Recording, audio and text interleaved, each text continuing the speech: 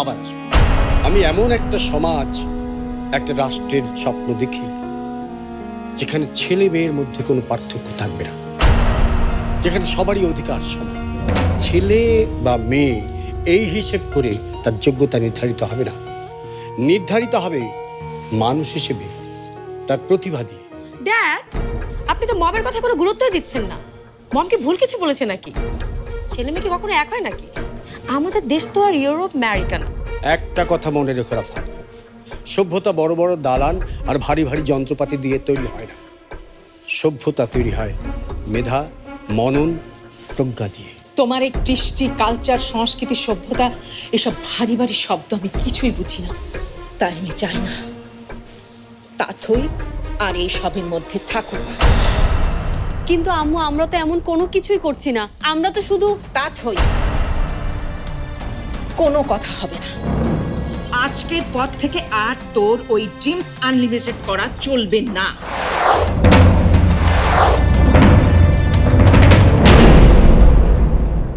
আপনি কি বলছো তুমি? ঠিক বলছি আমি। একবার এভারেস্ট করে আমাদের সব গিয়েছে। এবার যেন ড্রিমস আনলিমিটেড করতে করতে সম্মানটুকু না চলে যায়। আমি কোনোভাবেই মেনে নেব না এইসব নারী পাচারকারী দলের বিরুদ্ধে তাথয়ের সামনাসামনি দাঁড়িয়ে থাকা। এত নারী পাচারকারী বলছো, একবারও তো শুনতে চলে না কে সে এই নারী পাচারকারী? মানে শোনো, ওই পাচারকারী চক্রের মূল হোতা রাজীব খান 2 সহচর সহ ধরা পড়েছে। খবরে প্রকাশ, পুলিশ জোর লাগিয়েছে তার বোন সিনথিয়া খানকে অ্যারেস্ট করার জন্য। একটা দীর্ঘ সময় ধরে এই 2 ভাই বোন পাচারের কাজ চালিয়ে যাচ্ছে। পাপিয়া, আমরা নিজের হাতে নিজের মেয়ের কবর রচনা করতে গিয়েছিলাম। সেখান থেকেও তো আমার মেয়ে উঠে এসেছে। অযথা ভয় পাচ্ছ কেন?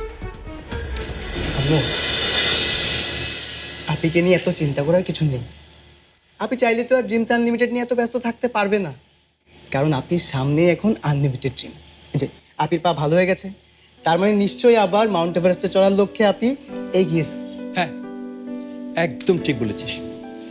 আমিও তাই ভাবছি। তাথই, কালকে একবার ডাক্তারের কাছে চল। উনি যদি চেক আপ করে বলে তুই রিকভার করছিস, তাহলে তার কোনো চিন্তাই নেই। আমি তোকে বলছি, হ্যাঁ আমি তোকে বলছি, বাবা যে স্বপ্ন তোকে নিয়ে দেখেছে, তুই যে লক্ষ্যে এগিয়ে চলেছিস, আমি সেই লক্ষ্য পূরণ করব। হ্যাঁ, যে করেই হোক আমি তোর লক্ষ্য পূরণ করবই। চল, কালকেই তোকে ডাক্তারের কাছে নিয়ে যাব, ঠিক আছে? না ভাইয়া, এভারেস্ট না, পাহাড় চড়াও না। আমার লক্ষ্যটা যে বদলে গেছে। কি বদলে গেছে মানে? বললে হলো বদলে গেছে। আগে আমি শুধু আমার আর তোদের সবার মুখে হাসি ফোটাতে চেয়েছিলাম। ভেবেছিলাম এভারেস্টের চূড়ায় উঠে বাংলাদেশের পতাকাটা যখন মেলে ধরবো, তখন আমার সাথে সাথে তোদের সবার বুকটা গর্বে ভরে উঠবে।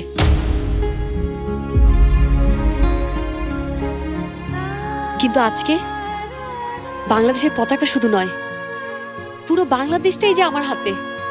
বাংলাদেশের সব শিশু, সব কিশোর, সব নারী আমাদের ড্রিমস আনলিমিটেডের। আম্মু, তুমি আমাকে পাচারকারীদের মুখোমুখি হতে নিষেধ করেছ। আমি জানি তুমি ভয় পাচ্ছ, কিন্তু আমরা এমন একটা সময়ের মধ্যে আছি যখন চারপাশ থেকে ধেয়ে আসছে শুধু অন্ধকার আর কুয়াশা। আমরা যদি না জাগি, আমরা যদি প্রতিবাদ না করি, তাহলে সবকিছু নষ্টদের অধিকারে চলে যাবে। আর তাই তো কবি বলেছেন, আমরা যদি না জাগি মা, কেমনে সকাল হবে।